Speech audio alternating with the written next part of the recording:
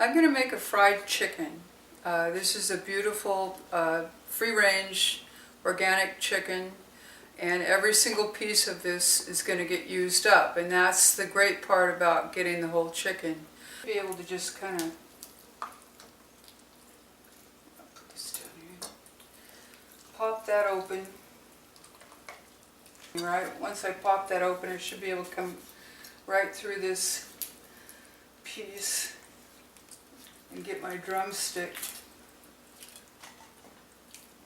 Okay, basically the same procedure here for the wing, for kind of score it first, and now I'll come down there to get through the breastplate.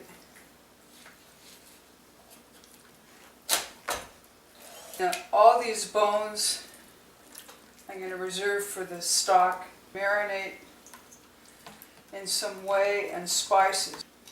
This is fresh homemade whey. I've got my combination of coconut oil and a little bit of butter to a temperature of 350 here, and I'm going to pop the breast in and get them brown. I'm going to put everything together. The breasts are a lot larger and take longer, but everything came out beautiful.